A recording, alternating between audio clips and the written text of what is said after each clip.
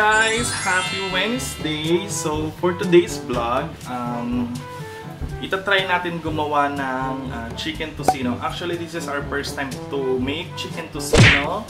And, nanood naman na ako sa mga YouTube kung paano gawin yun, guys. So, for now, prepare ko na yung ating mga gagamiting ingredients. So, pakita ko sa inyo, guys. So this is our ingredients for our chicken tocino. We have here 500 grams minced chicken. And then yung fat niya, guys, depende na lang sa inyo kung gaano karami. Siguro ano to, hindi ko matansya kung ilan yan, guys. And then we have here 5 tablespoon brown sugar, isang buong garlic. So ano siya, guys? Chopped garlic. 1 tablespoon paprika powder. Pampakulay lang, I think yan. And then 1 tablespoon ground black pepper. 2 tablespoon of vegetable oil. And I think 1 teaspoon of salt na lang ilagay natin kasi wala tayong rock salt. So ano to, iodized. Medyo maalat siya, so I think 1 teaspoon na lang is enough. So that's all. So let's make it na, guys. So samahan niyo ako on how to make chicken tocino. So let's go! So first step, guys, is yung ating giniling. So lagyan natin sa gitna. Yan. Then after the giniling, sunod na natin yung garlic. Yan. Actually, kahit ano na, guys, pwedeng mauna. Kahit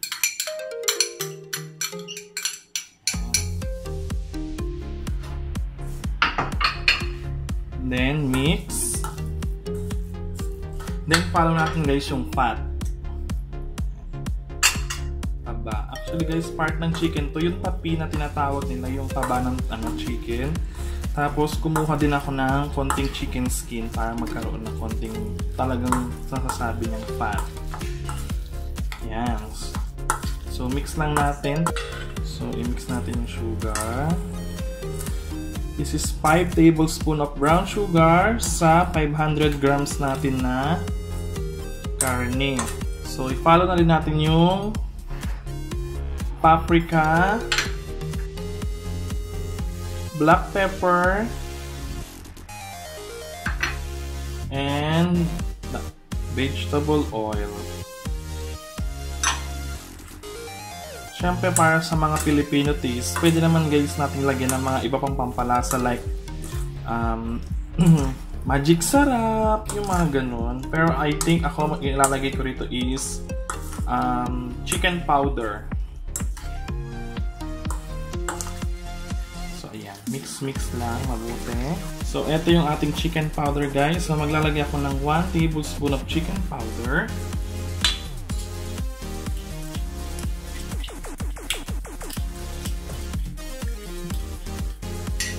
And then yung salt.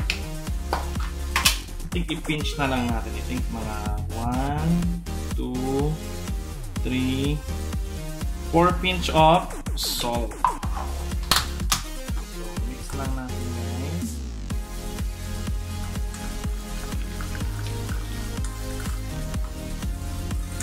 Mix.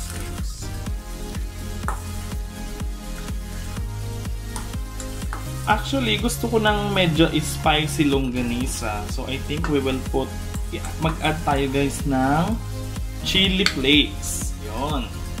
Kasi medyo spicy. So, lagyan pa natin ng chili flakes pa. I think, half tablespoon of chili flakes.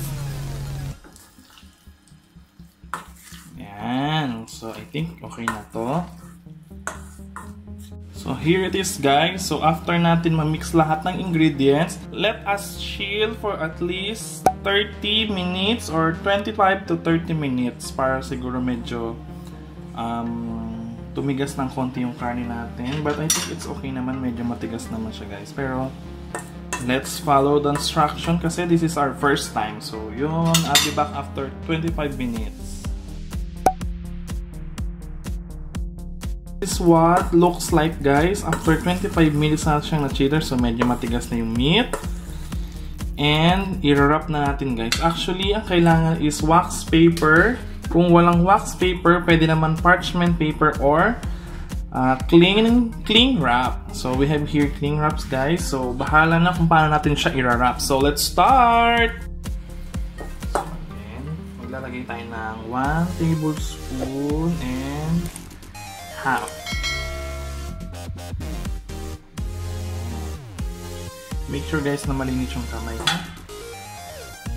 So afterwards, iikot natin yung paper. So, pagkatapos natin ma-roll yung plastic, by using sandok, guys, ipupush natin yung yan. Yung napanood ko kasi, guys, sa panlasang Pinoy, cards yung ginamit niya. Pero, ano naman siguro, na flat yung harap. So, ayan. So, that's the shape of longganisa. Medyo mahaba, pero okay na yan. So, i-roll natin siya, guys. Habang niro-roll natin, pinupush natin yung plastic. So, after nyan, cut na natin yung plastic wrap, cling wrap. Then, another push, push, push, push. And then, circle the both sides. And circle!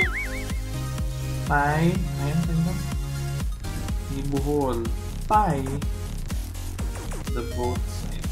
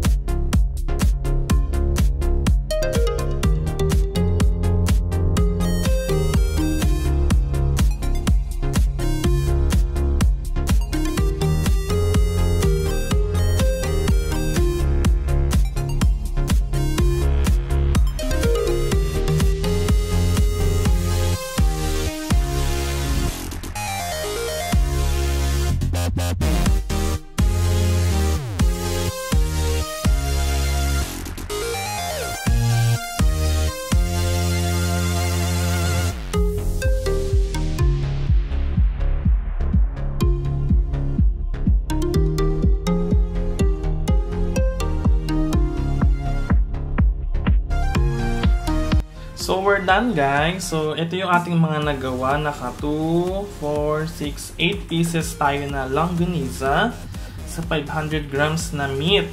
So, medyo malalaki naman sila, guys. So, yan. Ganyan ang haba niya. Sa fingers ko. So, medyo nilakihan natin ng konti para siguro mag-enjoy tayo. So, after this, guys, i-chill natin sila for almost, I think, 24 hours or overnight.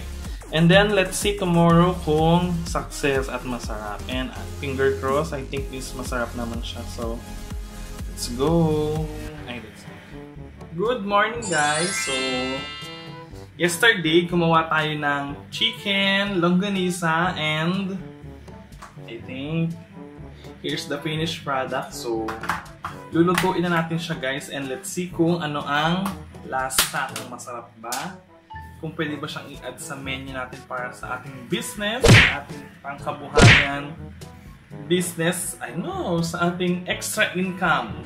So, yun. So i-cut lang natin, guys, yung mga excess na plastic sa gilid and then steam natin siya bago natin siya i-fry. So, that's our longganisa, guys. So, ni-remove lang natin yung plastic na naka-cover sa kanya. And then, very little water. And then, steam natin, guys. Steam lang muna natin siya hanggang sa matuyo yung water. Ayan. So, nagre-reduce na yung water niya, guys. I think pwede na natin siyang lagyan ng oil. Pero yung fire natin is slow fire pa rin siya. Huwag hindi masunog. So, lagyan natin yung oil.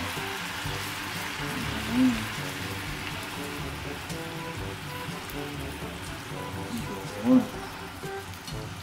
Then, bantayan lang natin siya kasi baka mazunog. Because it has sugar. Yan. Masarap kasi sa oil ng longganisa guys is pwede mong i-mix sa rice. Diba? So, yan. Update ko kayo later guys kasi ako'y nahihirapan. So, we're done guys. Ito na yung ating tocino and tikman na natin kung ano ang kanyang lasa. Guys, so, siyang nice ang kulay.